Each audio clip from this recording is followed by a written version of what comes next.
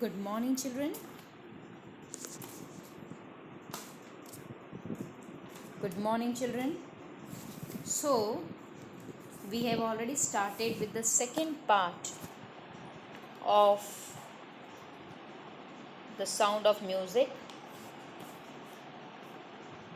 and we have already done the first part very nicely, and I hope that you might have understood it very well. So, till now, what we have read in the second part is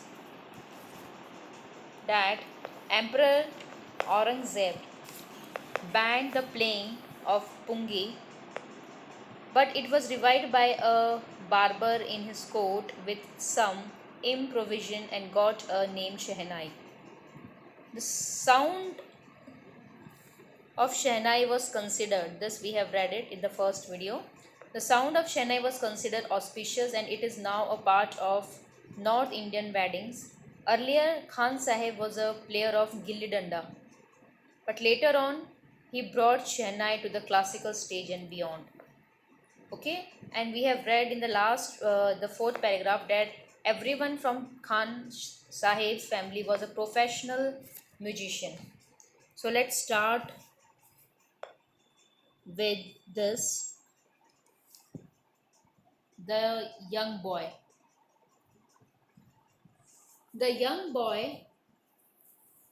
took to music early in life, means he had just started playing shehnai at a very early age. At the age of 3, when his mother took him to his maternal uncle's house in Banaras, now Varanasi, Bismillah was fascinated watching his uncles practice the Shehnai. So when his mother just took him to maternal uncle, I think you all know maternal and paternal. Maternal means from mother's side, paternal means father's side. So when he just went with his maternal uncle's house in Banaras, he was fascinated when his uncle used to just play Shehnai.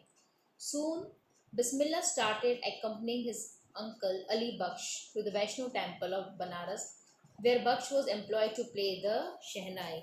So soon he has started accompanying his uncle Ali Baksh. Okay, Ali Baksh would play the Shehnai and Bismillah would sit captivated.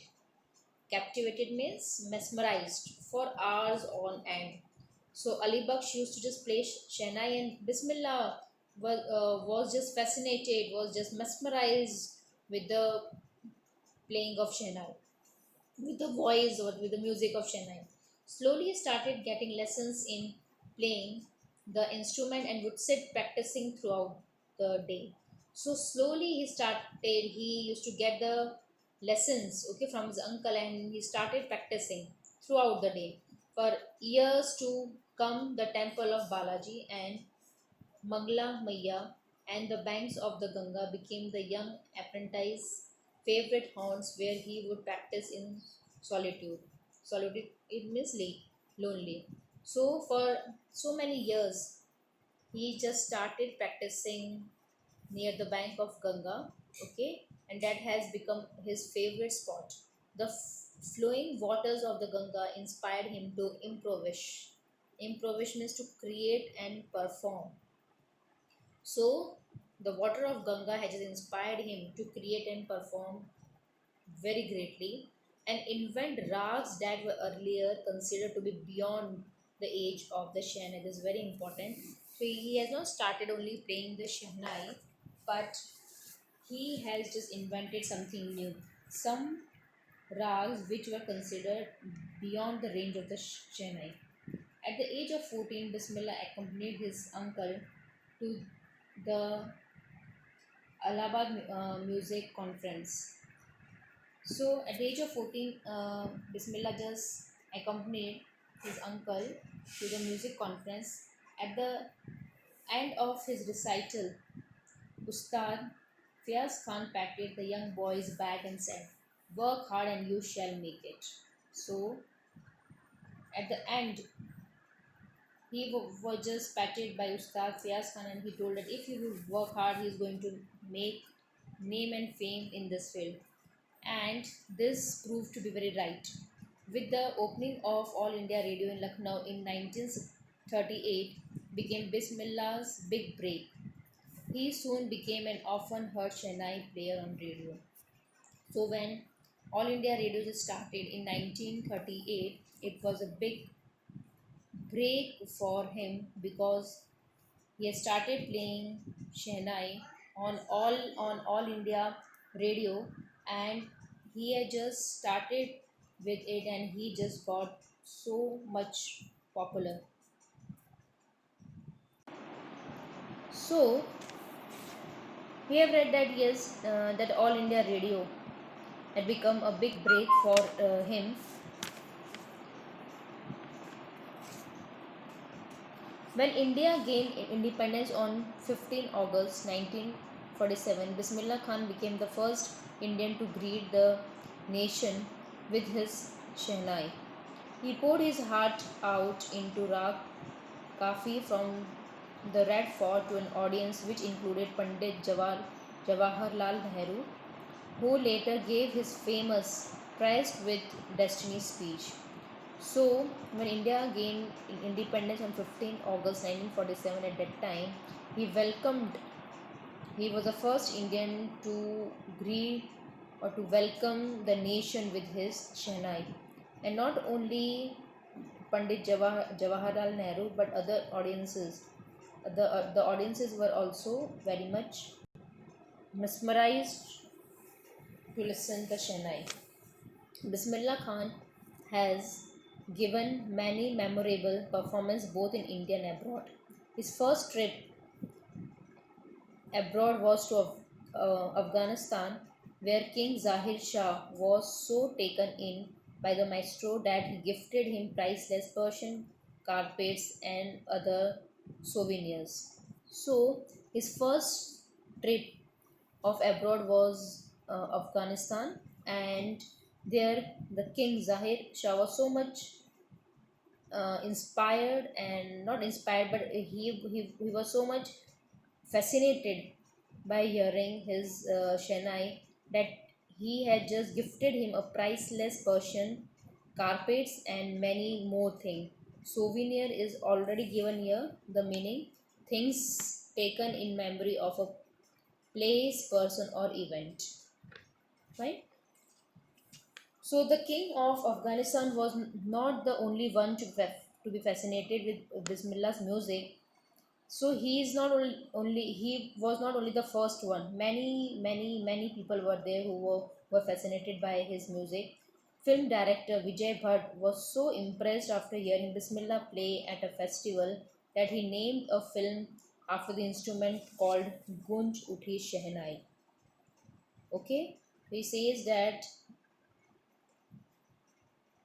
after the film director Vijay Bhatt was also very much famous, impressed, and he had just directed a film named Gunj Uthi Shehnai after him. The pic of this I am going to show you later on.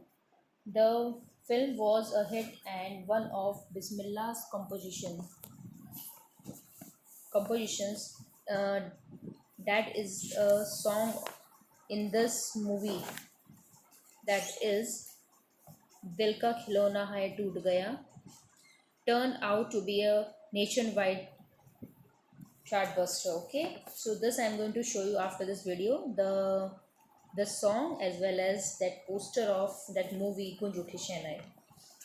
Despite this huge success in the salute world, what is salute means here? Old fashioned way of referring to films. Okay, Bismillah Khan ventures in film music were limited to two: Vijay Bhatt's Gund Uthi Shehnai and Vikram Srinivas' Kannada venture Sanadi Apanna.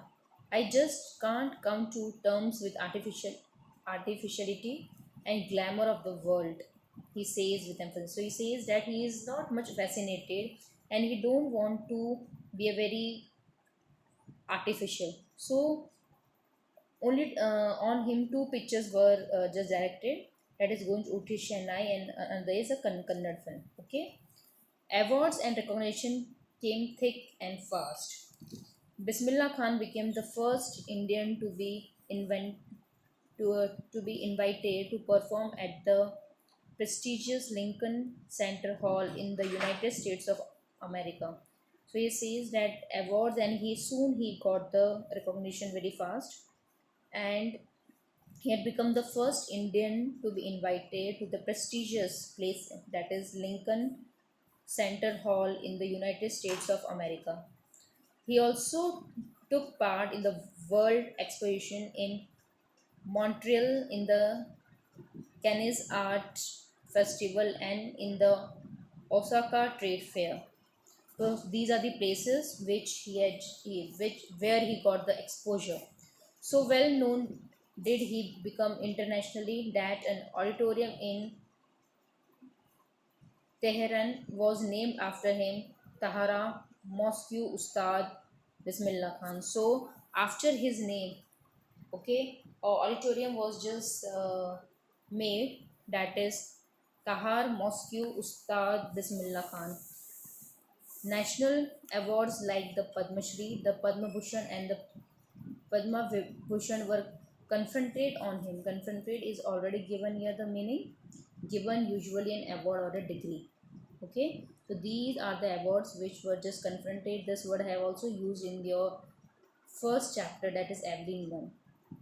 In 2001, Ustad Bismillah Khan was awarded India's greatest civilian award, the Bharat Ratna. So in 2001, he was just given the Bharat Ratna. Coveted is here much desired. Okay, with the coveted award resting on his chest means he was really desiring this, and we all know that Bharat Ratna is not an easy task to get. This is the highest civilian award, and his eyes glinting with rare happiness. Okay, glinting is a shining. With rare happiness, he said, all I would like to say is teach your children music. This is Hindustan's richest tradition.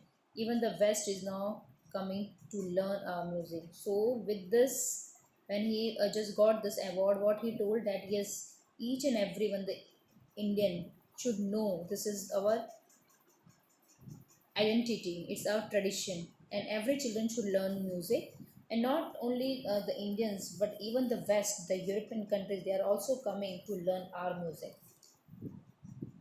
In spite of having traveled all over the world, Khan Sahib, as he is fondly called, is exceedingly fond of Banaras and Dumbrao, and they remain for him the most wonderful towns of the world. He say though he had traveled all over the world, okay, exceedingly, but two places were really very close to his heart, that is Banaras and Dumbrao.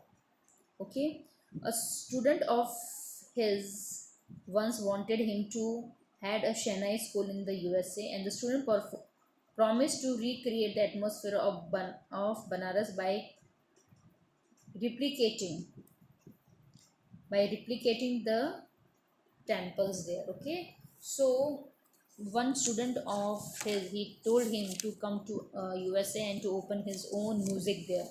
And as he was very fond of Banaras, okay, so he told that make he's going to make the same type of atmosphere for him there.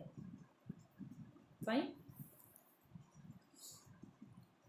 But Khan Sahib asked him if he would be able to transport river Ganga as well. So he told that yes, you can give me the atmosphere, but from where he will get the noise of the water of Ganga? Would he be able to transport river Ganga also there? Later he is remembered to have said, that is why whenever I am in foreign country, I keep yanning. Yanning means he just keep missing, desiring to see Hindustan. He says that whenever he's abroad, he just miss his own country. While in Mumbai, I think of only Banaras and the Holy Ganga, and while in Banaras, I miss the unique Mata of Dumrao. Mata is just type of dish which is made up of yogurt and some sweet things. So he says that it's a beverage made with yogurt or buttermilk mixed with sugar. Okay. So he says that he really missed that matha. Ustad Bismillah Khan's life is a perfect example of the rich cultural heritage of India. One that effortlessly accepts that a devote is believing, it's already given here, believing strongly in a religion and obeying its laws and following its practices. So, really, the life of Ustad Bismillah Khan is a perfect example that he really respect a culture, our heritage of India, and one has effortlessly accepted a devout Muslim. He was a very rigid Muslim. Like him, can very naturally play the Shanai every morning at the Kashi Vishwanathan temple. Okay, so here we have read about him. Let's see this also. This is one article.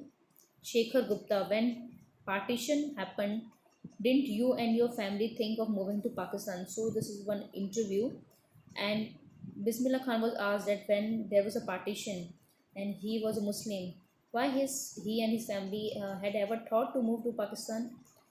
God forbid me leave Banaras, never.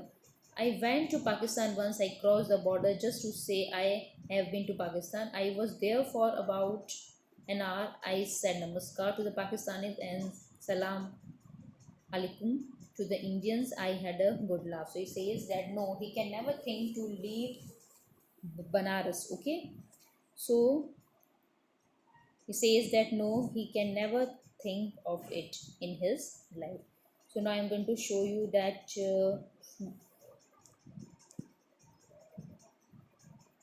move the poster of the movie.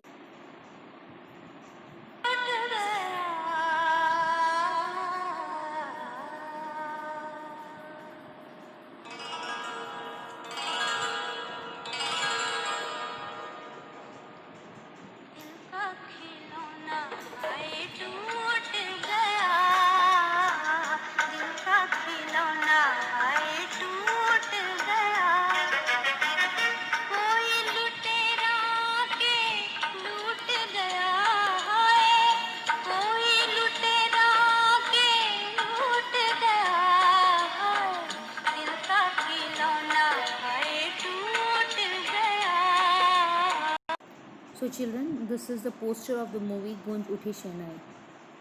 Okay, fine, thank you.